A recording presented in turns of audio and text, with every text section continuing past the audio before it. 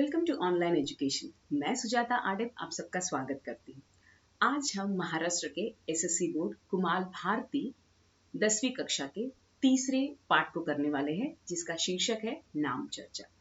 नाम चर्चा के लेखक है नरेंद्र कोहली जी। इनका जन्म 1940 सियालकोट पंजाब में हुआ था। नरेंद्र कोहली जी एक उपन्यासकार है, नाटककार है, कहानीकार है और इनकी बहुत सारे जो पुस्तकें हैं वो प्रकाशित हुए हैं। नाम चर्चा ये एक हास्य व्यंग निबंध है। इसमें नवजात शिशु को किस तरह से नाम देने में समस्याएं होती है, इन सारी चीजों के बारे में इसमें बताया गया है। चलो फिर हम शुरुआत करते हैं नाम चर्चा। कहते हैं हिंदी के कथा साहित्य में गतिरोध आ गया है। ऐसे संकट हिंदी साहित्य में पहले भी आए हैं और अक्सर आते रहे हैं। हिंदी में आते हैं तो अन्य भाषाओं के साहित्य में भी आते ही होंगे, पर फिर भी सारी दुनिया का काम चल रहा है। यह कोई ऐसी कठिनाई नहीं है जिसका कोई समाधान न हो। इस गतिरोध से एक भयंकर समस्या दूसरे क्षेत्र में पैदा हो गई है। सारे हिंदी भाषी प्रदेशों के नाम को लेकर गतिरोध आ गया है। कहीं किसी के घर में कोई संतान हुए और मुसीबत उठ खड़ी हुई। कितनी भयंकर समस्या है कि बच्चे का नाम क्या रखे। इस कर्तव्य को पूरा करने में मुझे कोई परेशानी नहीं थी, पर हिंदी कथा साहित्य के इस गतिरोध ने मेरी गति भी अवरुद्ध कर दी है। पहले यह होता था कि किसी ने पूछा और हमने कोई भी पत्रिका उठा ली, जिस किसी कहानी की नायिका या नायक का नाम दिया, वही टिका दिया। लोग होते भी इतने सरल थे कि झट से वह नाम पसंद कर लेते थे। अब हिंदी का कथा लेखन अपनी कहानियों में नाम रखने के कतराने लगे हैं। 50 कहानियां पढ़ जाओ तो कहीं एक आधा नाम मिलता है, नहीं तो लोग यहाँ वहां के नाम चला लेते हैं। हर कहानी के नायक का नाम वह, और मेरी बात मान आपकी संतान का नाम वह रखने को कोई भी तैयार नहीं। नाम हिंदी का कहानी लेखन ही नहीं करता और परेशानियां मेरे लिए खड़ी हो गई। मेरे मस्तिष्क में एक साहित्यिक टोटका आया है। मैंने सोचा कथा साहित्य में गतिरोध आने पर भी तो आखिरी हिंदी कहानी पत्रिकाओं का संपादन अपना कार्य किस प्रकार चला रही है ना। कैसे चलाती है वह। थोड़ी सी छानबीन बाद पता चला कि कोलकाता और बनारस में बहुत दूर नहीं है। बस कोलकाता से बांग्ला कहानियां बनारस में आती जाती है। मैंने हजारों लाखों बांग्ला नामों को पीट पाट कर खड़ा किया और खड़ी बोली के नाम बना लिया। इस बार प्रादेशिकता आड़े आई। मेरे भाई बंधु मित्र तथा अधिकांश पड़ोसी पंजाबी हैं। दूसरे प्रदेशों के लोग मेरे पंजाबी अखड़पन कम ही सहते हैं, इसीलिए अधिक निभाती नहीं। एक कश्मीरी मेरे पास आए। कश्मीर बहुत ही सुंदर प्रदेश है।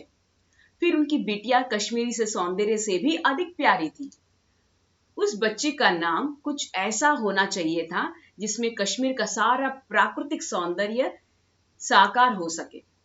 मैंने क्षमता भर परिश्रम किया, किंतु किसी का नाम से उन्हें संतुष्ट नहीं कर पाया। अतः उन्होंने ही कह दिया, यदि मैं कोई नया नाम नहीं दे सकता तो उन्होंने सोचा हुआ नाम का हिंदी में कोई अच्छा सा पर्याय दे दूं, जो कि उस बच्ची का नाम रखा जा सके। मैंने उनकी बात मान ली। इसमें मुझे कोई परेशानी नहीं थी। मैंने उनका सोचा हुआ नाम पूछा। रोजलीना, वे बोले। इसमें कश्मीर का सौंदर्य, कश्मीर के गुलाब का सौंदर्य सब कुछ आ जाता है। वैसे पंडित नेहरू भी कश्मीर से थे।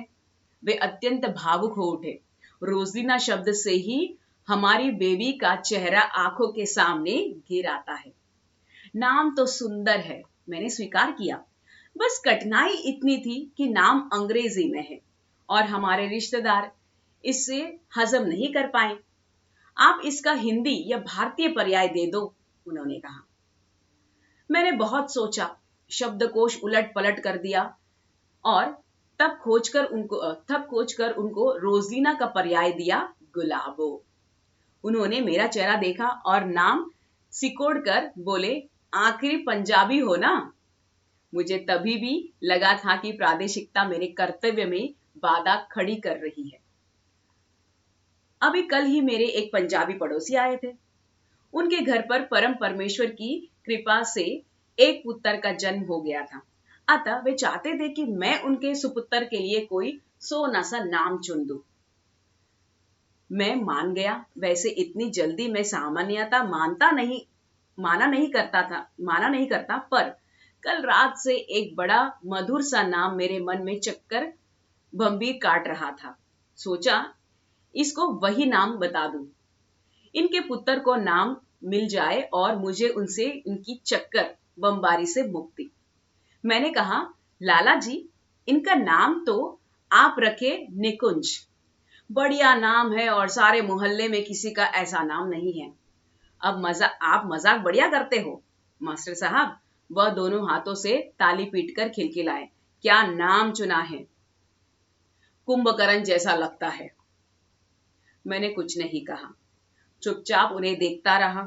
ऐसा करो, वह बोले, कोई बढ़िया सा अंग्रेजी का नाम सोचो। मैंने सोचा है। वेलकम कैसा रहेगा? वे खुशी से उछल पड़े। अपने मकान का नाम भी हम उसी पुत्र के नाम पर वेलकम बिल्डिंग रखेंगे। मेरी बुद्धि चकरा गई। ऐसा नाम की तो मैंने कल्पना ही नहीं की थी।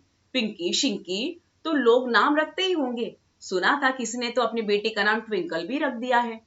हमारे पड़ोस में एक साहब ने अपने बेटे को प्रिंस घोषित किया है, पर वेलकम ऊंचा नाम था। पहला पुत्र है ना? मैंने पूछा। हाँ जी, पहला, एकदम पहला, वह बोले। तो ठीक है। मैं बोला, इसका नाम वेलकम रखिए और दूसरे का नाम फेयरवेल रखिए। वे एक था दो दो नाम पसंद कर चल पड़े। अभी पिछले दिनों ही क्षेत्रीयता ने मुझे एक बार और पछाड़ दिया। हमारे मकान से चौथे मकान में रहने वाले मेरे पड़ोसी का लड़का 3 वर्ष का हो गया था, पर वे अभी तक उसके लिए नाम तक नहीं खोज पाए थे। जैसे जैसे दिन निकलते गए उनकी चिंता और भी गहरी होती जाती थी। अब अपने लड़के के लिए एक उपयुक्त नाम तक नहीं ढूंढ पा रहे थे, तो उनके योग्य कन्या और नौकरी कहां से खोज पाएंगे। मुझसे मिले तो अपनी चिंता गाथा ले बैठे थे। अब वे बहुत रो चुके थे और बहुत रोकने पर भी मेरे हृदय पर पूरा गल लग गया और फेफड़ों की भारी आ पहुंच गई थी। आखिर समस्या क्या है? वह बोले। बाबूजी की मेहनतारी का हट, और क्या हट है? बहुत चाहने पर भी उनका घरेलू समस्या रहस्य पूछने से मैं स्वयं को रोक न सका। वह बोले, हमारा बबुआ बहुत शोर मचाता है, बहुत ज्यादा। उसकी महतारी कहती है कि उनका नाम उसके शोर मचाने पर ही रखेंगे। मैं चकित हो गया। हट को सुनकर, यह भी क्या हट है? लोग गुण पर तो नाम रखते हैं, पर ये तो दोषों को लेकर नाम रख रहे हैं। मुझे चिंतित देखकर वह बोले, कोई नाम सोच रहे हो क्या? मैंने कहा, एक नाम सूझा है। आपके बबुओं के शोर मचाते हैं, इसीलिए इससे मिलता जुलता एक नाम रखते हैं जो शायद आपको पसंद आए। हमारी पसंद क्या है? उनके मुंह लटका ही रहा।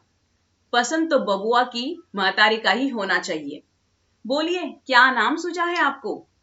कोलाहल, मैंने बताया। कोलाहल, उन्होंने दोहराया। वैसे तो सुंदर है, पर बबुआ की महतारी को पसंद नहीं आवेगा। क्यों? मैंने पूछा। बोले, नाम तो कोई हमारे देसवा जैसे ही होना चाहिए। जैसे हमारा नाम है राम खेलवा, कोई ऐसा ही नाम होना चाहिए। मेरी बुद्धि चमक हो रही थी। जल्दी से बोला, राम खेलनवा के तोल पर आपका शोर मचावन नाम रख दीजिए। शोर मचावन? वह उछल पड़ा। बहुत बढ़िया। हम 3 बरस से ऐसे ही नाम तो खोज रहे थे। आप सचमुच बहुत बुद्धिमान हैं मास्टर साहब। अरे, और वो चल पड़े। बच्चे के गुण दुर्गुण पर नाम रखने वाले वे अकेले ही नहीं थे। मेरे एक मित्र है पल्ला, पकड़कर एक और साहब आए। पता नहीं लोगों को कहां कहां से मालूम हो जाता है कि मैं बच्चों के नाम रखने में बहुत दक्ष हूं। मैंने उन्हें चलते से 2-3 नाम सुझाकर पीछा छुड़ाना चाहा, तो वह खुले बोले, ऐसा नहीं चलेगा साहब, हम तो आपको नामों का विशेषज्ञ समझ कर आए हैं। आपको कैसा नाम चाहिए? मैंने ऐसे अवसर पर स्वयं को उस दुकानदार की स्थिति में पाता हूं जो ग्राहक को तैयार माल से संतुष्ट न कर पाने के कारण ऑर्डर पर माल बनवा देने का प्रस्ताव करता हूं। बात यह है साहब, वह बोले, आप जानते हैं किसको अपना बच्चा प्यारा नहीं लगता। हमें भी अपना बच्चा बहुत प्यारा लगता है। वैसे आप उसे देखो तो आप भी मानेंगे कि वह बहुत ही प्यारा है। क्यों भाई साहब? उन्होंने मेरे मित्र को टकोहा दिया। ठीक कह रहा हूं ना? जी हाँ, बहुत प्यारा बच्चा है, मेरे मित्र ने कहा। पर साहब, वह फिर बोले, बहुत सताता भी है। हम चाहते हैं कि उसका कुछ ऐसा नाम रख दिया जाए कि उसका प्यारापन और जो सताना है, दोनों ही बातों कवर हो जाए। काम तो कठिन है, पर अब विद्वान है, कोई न कोई नाम तो सुझाकर ही देना होगा। मैंने सोचा, कम वस्तु बिहड़ था। लोग भी कैसे कैसे मूर्ख होते हैं, क्या शर्तें लगाते हैं। पर ठीक है, मैं भी विद्वान हूं। मेरी बुद्धि ने एक चमत्कार किया। ऐसे चमत्कार वैसे कभी कभी ही होते हैं, पर हो जाते हैं। मैं बोला, आपकी शर्तें बहुत कठिन हैं, फिर भी मैं प्रयत्न करना हमारा धर्म है। मेरे मन में एक नाम आया। नाम अत्यंत साहित्य और हिंदी साहित्य के मूर्धन्य साहित्यकार, कवि तथा नाटककार जयशंकर प्रसाद की अलौकिक प्रतिभा की उपज है। मैंने देखा वे श्रद्धा से नत होकर मेरी बात सुन रहे थे। मैं फिर बोला, प्रसाद जी ने भी बचपन के इन्हीं दोनों पक्षों को एक साथ देखा था और अपने एक गीत उठ उठ री लघु लघु लोह लहर में उन्होंने प्यार और हटीली बचपन को दुर्लरित कहा था। आप यह नाम अपने बच्चे को भी दे सकते हैं।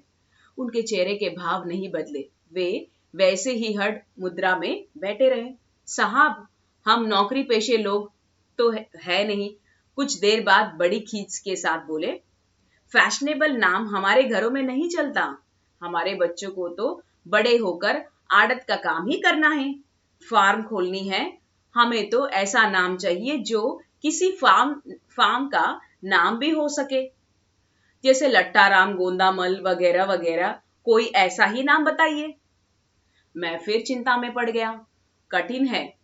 नाम को लेकर जहां क्षेत्रीयता अग्रस है, वहां व्यावसायिक आग्रह भी होंगे। आखिर किसी फिल्मी एक्टर का नाम बिछौना मल तो नहीं हो सकता ना।